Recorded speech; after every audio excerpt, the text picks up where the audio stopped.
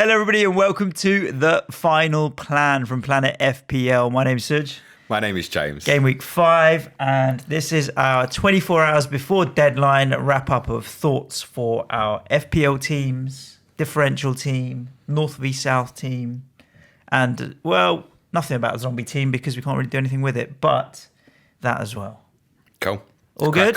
Ready to rock and roll? The interlull is finished for another month. Yes, well and truly. Although it wasn't that bad. No, it's passed pretty quickly, to be honest with you, and England smashed through the goals. What's wrong, man, child? Nothing's wrong. All is well. Don't mind me. Hi, mate. Oh, okay. It went through quite quickly. England smashed through the goals. Some very easy victories. Harry Kane scored a bunch of goals. Sterling scored a bunch of goals and assists.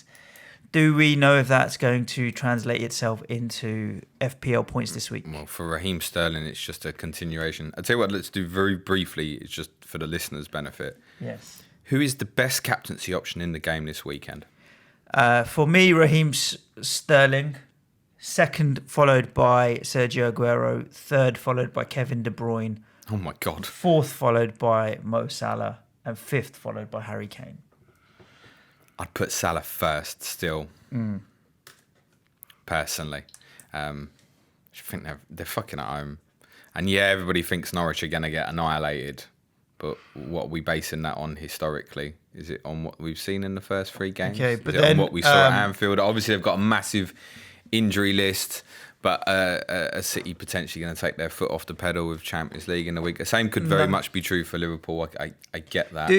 If Newcastle defend as well as they did it at White Hart Lane, then what's going to happen? Liverpool win about 4-0. Honestly, it's different because of the way Liverpool approach games with their intensity, the overlapping of the fullbacks, the quality delivery from wide areas. It's completely different. Yeah. I don't doubt that Liverpool are a better team than Spurs and will have more ability to break Newcastle down. But Newcastle can be dogged. The reason I've gone with City top, followed by Liverpool, followed by Spurs, is because of the opposition. Because all 3 of you guys will win this weekend, in my opinion. It's just who's going to win by the most. And I think Newcastle are dogged. I think Crystal Palace defensively are very good. And their record away at top 6 sides is stupid last season and this season. Stupid. So I remember saying that I didn't think Patrick Van Aanholt would be in the dream team for the rest of the season because the Palace wouldn't keep a lot of clean sheets. And then someone told me that they were 6th last year for clean sheets of the whole Premier League. I was like, was it? Is it really? What show did you say that on, Suj? FPL. Okay. I did indeed. Cool. That one I don't get the invite to. Nah, not yet. Not yet. But soon we'll take over, mate. Don't worry. So Aguero or Sterling, sorry?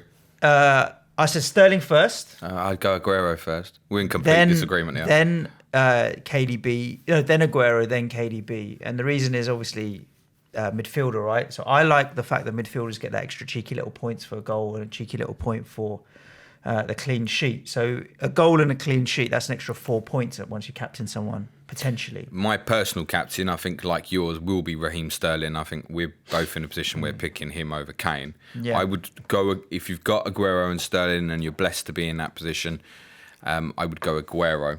This is one of those games where triple captaining Aguero, it just looks right. That said, you've probably got Salah as well, and Salah would be first choice for me. This is a situation where there's no wrong decision. Nah, there's just no wrong decision, call. right? Tough call.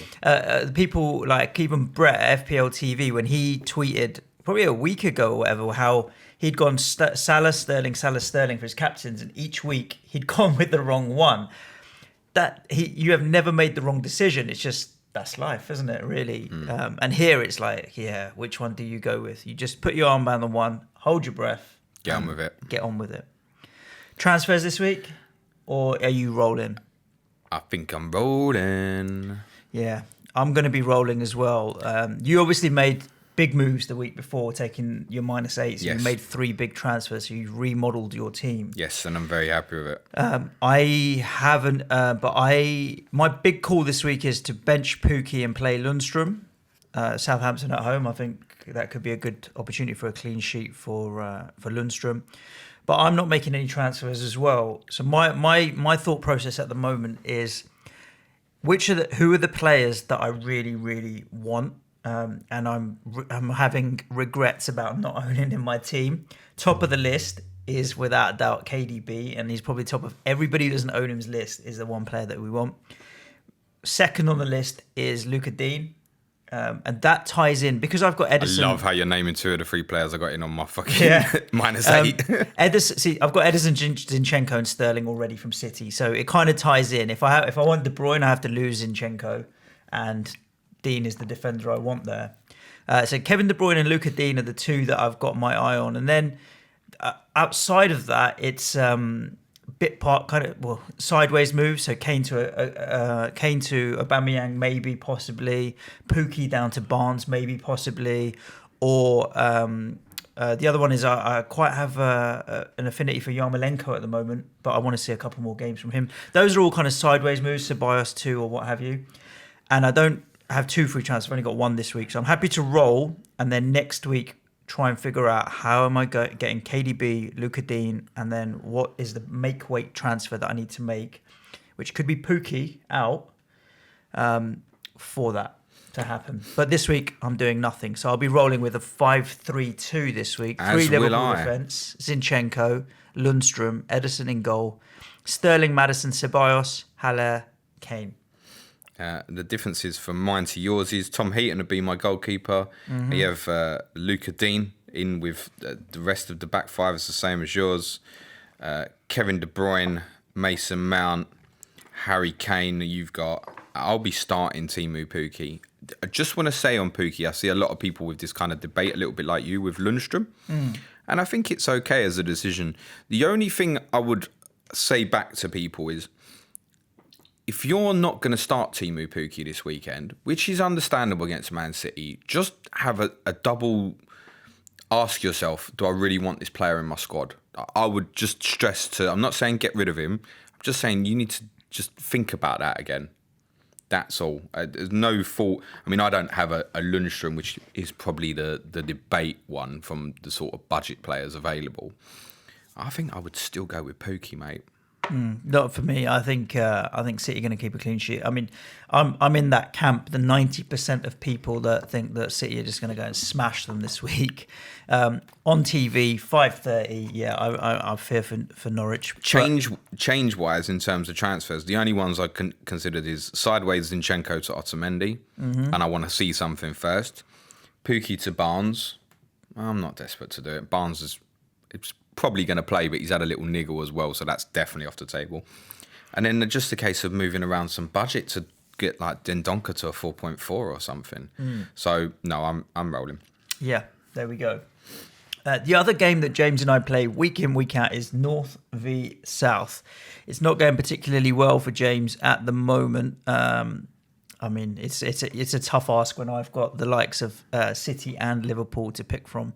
But at the moment, the North team is the best part, 50 points ahead of yours. 232 plays, 184, 48 points between us.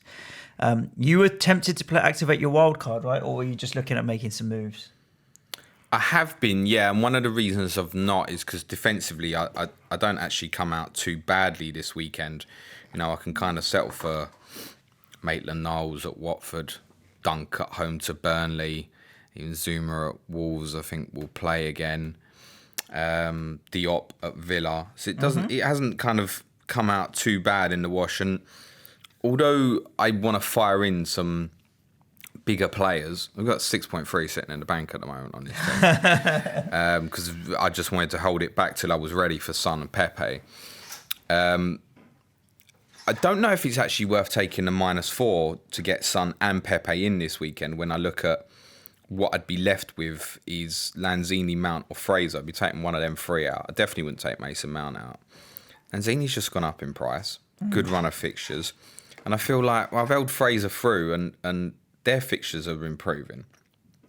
So I don't know if I really want to fire one out straight away until I've got a clearer indication of what I want to do. Lucas Moura's definitely coming out. I just need to make a decision whether I'm going to go Son or Pepe. I think I will go Son.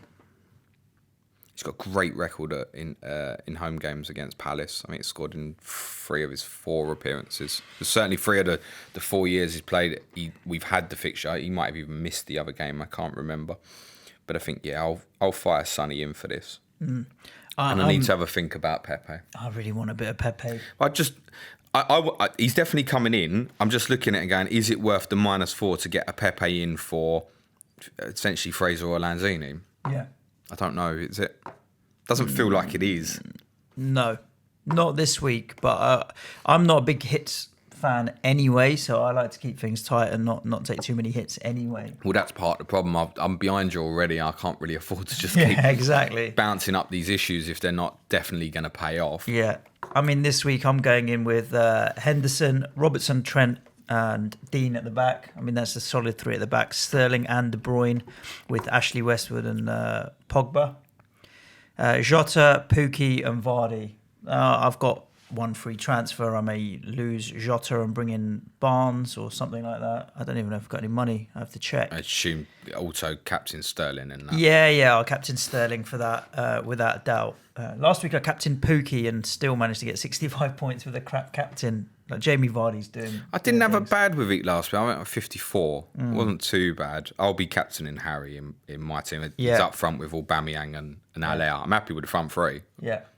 I really want to see. I may wildcard in this team soon when I have a play around to try and just go very, very heavy up front now, because I've got Dean, Robertson, and Trent. I might just ditch all 3 of them and get with some budget defenders, and then see if I can get Aguero, Sterling, De Bruyne, Salah, Vardy, and then 1 other. So like my 4-3-3, and just have a power 6 up front, and then just bin the defence and just see what happens. So you're talking about wildcarding, basically. Well, I'm thinking about it. Just when 48 points is a big lead. Let's talk about the differential, shall we?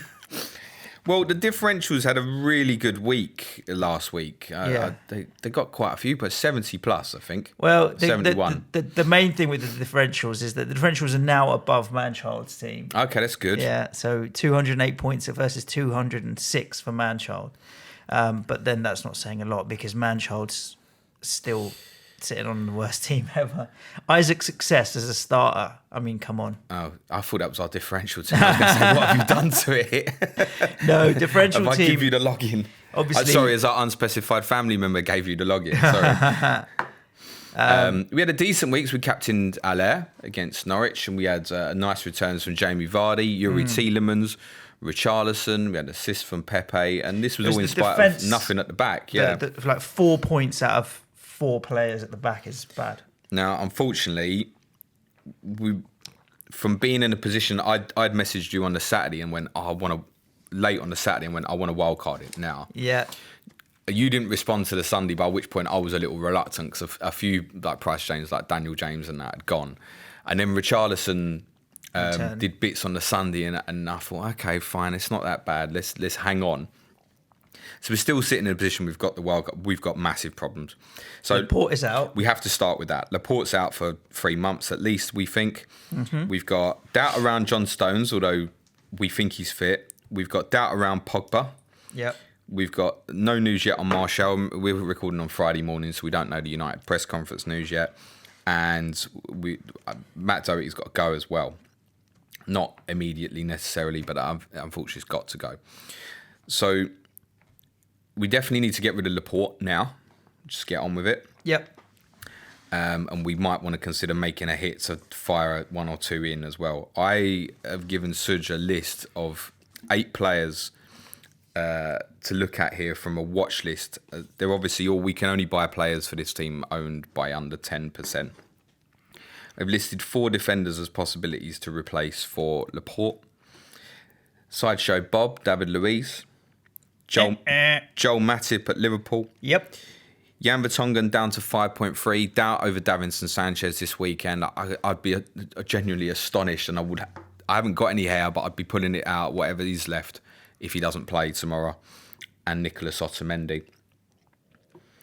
I think not Vertonghen or David Luiz yet. Correct. I'm with you on that. I was going to go with Joel Matip. A choice between Matip and Otamendi. The reason I'd go Matip over Otamendi is because obviously a lot of people are making that move to Otamendi. He could jump above 20% ownership very quickly. No chance. You don't think so? No, I really don't. I think that the majority of players will still be looking at Mendy's back fitness as well. And that's another reason why I'd rather go Matip. We might look at this in 7 days' time and go, let's go Mendy instead. I don't know. I don't think Mendy will start, based on current state of affairs, I think Joel Matip over Otamendi for the differential team. I think it's a better choice for this weekend as well. And he's Newcastle at home could be a very straightforward clean sheet. He's also obviously a threat from clean sheets. That feels like the right way to go. Yep. So Matip for Laporte, and it also leaves us a little bit of moolah in the bank as well, which would allow another move. For example, Paul Pogba to Heung-min Son. We already have Pepe in this team, by the way. Yeah. We have no Spurs coverage at the moment, midfielder up front, so I wouldn't mind Heung-min Son. I actually would rather have David Luiz than Son, but... Hits for defenders, mate. Hits for defenders? He's a midfielder. You said David Luiz? Oh, sorry, I said David Silva. Fucking hell, sorry, mate. I was getting confused there. I was... my head and my mouth are disconnected. Yes, I put forward David Silva as well. But then let's think if we can get Son in, and then the week after, if Martial's still croc, then Martial to David Silva's still an option as well. I also put forward Gylfi down to 6% ownership, down to 7.8 million. Have we all forgotten what our thoughts were 6 weeks ago? Doesn't feel like the right week necessarily. I don't know, Bournemouth away. And obviously Christian Eriksen as well. Lo Celso's injury, he's going to be back in the team now. See no reason why not. Under 5% ownership at 8.8. But I would strongly go Son first before Eriksen.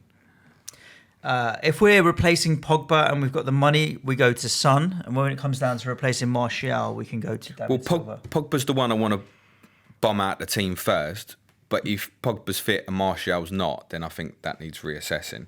Yeah. Although, again, I'm kind of in a position with Martial thinking I am going to want that on the other side a little bit, like I said, while we didn't sell him last week, was I think for this, we need him in when he's available. So we'd only be going back to him anyway. So leave him on the bench for now. We've got enough. Well, we don't have enough we don't starters. know. That's part of the problem. So we can't make any confirmed choices on this until we get the team news. But I think we can say definitely Laporte to Matip. Correct. And Pogba to... Possibly Pogba to Son. We wouldn't take a hit to go like Doherty to David Luiz as well or something like that. No. Or Otamendi. No, we're not doing very well here, mate. 208 points is not great. Yeah, all right, it's coming. But this is why I was thinking of wildcarding, mate. What are your hopes for this team? Because I would have said top million would have been an achievement by the end of the season. Be a massive achievement we get this team in the top million. Yeah, top million is what we're hoping for with a differential team, right? So we're 2.6 million right now. We've had some pretty bad weeks. But 71 last week was pretty decent, but 44, 35, and 62. Even 62 points in game week 1 was not good when everyone's banging in 80s that week. So I think we'd line up as it would stand then. Well, there's no point even saying it, we don't really fucking know where we're at. But we'd then have Stones with Matip, Zuma, Soyuncu would be our choices at the back. Yep. Pepe, Richarlison, Tielemans, Pogba, Martial. We will definitely go one to Son. I think Aller and Vardy up front. Origi sitting on the bench. First sub to come in if Stones doesn't play. Well, we probably move that down to Tielemans maybe if the team news is quite promising, I would say. Tielemans is someone else I don't really want in that squad. Particularly we've got Soyuncu and Vardy as well. Yeah. I'm not too fussed Tripling about up on having Leicester. that. Yeah. They've got some 3 out of the next 4. Who would we captain? Let's work on the assumption we get Son in. Then we've got choice really. Son at home to Palace, Pepe at Watford, Aller at Villa, Vardy at United. You might even argue as well Richarlison at Bournemouth. I really think Pepe's about to start scoring goals, and he's taking a lot of shots. So it's for me, Son or Pepe. And I think probably I would go with Pepe. When's he gonna start popping? When's Pepe gonna start popping? I would go Son. Historically performed really well against a team who we know how they're going to kind of set up. We have no idea if Watford are going to play a 4 at the back, 3 at the back. We don't really know how that's going to work out at the weekend. Well, we assume Arsenal will win quite comfortably, but we don't know in terms of the setup, the impact immediately on Pepe. Yeah. I feel like if we go that way, take the hit to get Son in, let's put the armband on him as well. And as I said, for my South team, I'm going to go Son before Pepe. Yeah, let's do it then. I'm fine with that. Son over Pepe. Winning. Let's do it. What else do we need to discuss before the deadline? Anything else happening? Not a lot. How's the Dead team doing? Dead team is 300 and something thousand in the world, which is particularly good. Fifth in the FPL Correspondence League, well above most of the correspondents. 377k. And we've walked into our first injury though, because Laporte is sitting in that team. Yes, but then first sub replacement Issa Diop. I've got the 8 points last week and a good run of fixtures. It's not a disaster. It's not the end of the world. Issa Diop. Is he feeding Lapoli? Oh my God. And on that note, ciao for now. Who invited my dad? Lapoli. Anyway. Lapoling. So Put up a chair, mate. and visit I don't even know your Twitter handle at Arjun Shah for more bad puns for Laporte's name. Can you close Laporte on your way out? Jump There through your we Laportal. That's it for this final plan. Do whack your teams on Twitter. Don't ask us to rate them because we can't do that for all 1,000 million people in the world. But good luck for game week 5. The main show's coming at you next week, Tuesday, because there's a Monday night game, Villa West Ham. But yeah, otherwise we'll be on Twitter over the weekend, bits and pieces here and there. Yeah, usuals every day next week. Our Clash of the Correspondents Thursday is Turfy Topper and FPL Badger, Burnley Norwich, the Barnes Train versus the Pookie Party. Let's have a look here. So we've got Badger Mark. He is top of the correspondence. Oh, he's top league, of it as well. 269 points. And who do we have on? It's Jack, isn't it? Jack had a disaster last season. Oh, He ain't doing much better this season by the looks of it. Jack. He is 26th and he's got 223 points. So He's yeah. got less points than me. That's all that matters. Right, perfect. Yeah, this is That'll be a really interesting one because Burnley depends which side of the fence you sit on. Either fixtures start really well this weekend at Brighton or when they play Norwich. And the argument pre-season was that game week 6 would be the start of a good run for Norwich as well. So that's going to be a really interesting one. We're also live streaming next Friday night, Suj. Yes. During the Southampton and Bournemouth game because, you know, you'd rather listen to us than Sky, we think. Of course. And we'll have a proper plan for this stream rather than the chaos we had during Liverpool and Norwich on the opening night. I thought it was all right. Yeah, no, but it was a bit of chaos. We'll do something a little bit more structured this time. Wings. More wings. We'll get more wings for you, mate. Right. Cool, guys. Thanks for tuning in. Do hit like or subscribe or share or whatever the button is, depending on whether on YouTube or iTunes or SoundCloud or Stitcher or any of the other million platforms that we are on. Enjoy your weekend. Ciao for now. Good luck, everyone. Cue music, man child.